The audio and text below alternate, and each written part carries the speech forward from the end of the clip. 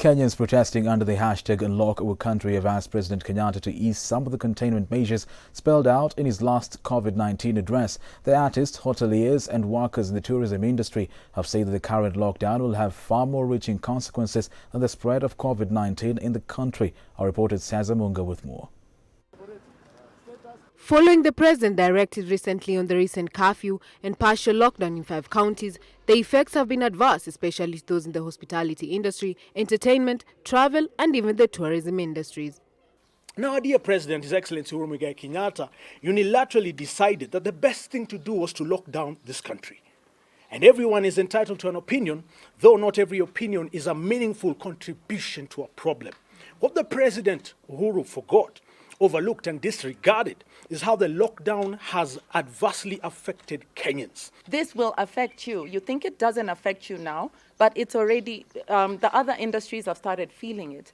Banks have started putting staff on a lowered staff members. We have organizations working from home, minimizing their staff by 50%, then going to 70%. Supermarkets have already indicated drops in sales because we have no money to shop.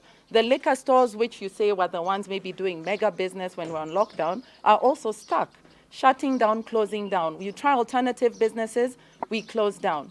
Another thing I want to say is it is important not to mock our industry and tell us to find other things to do.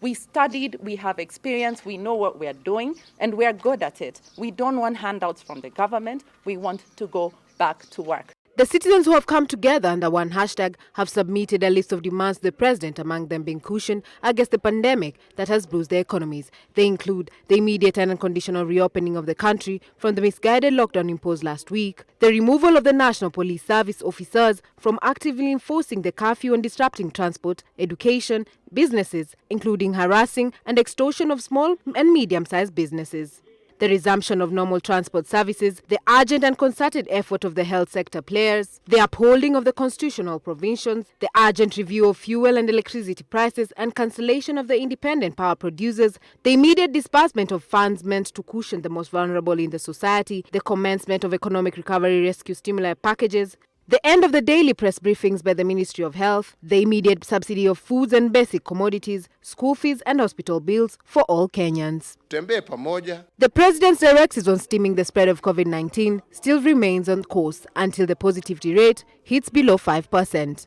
Saza Munga, Switch TV.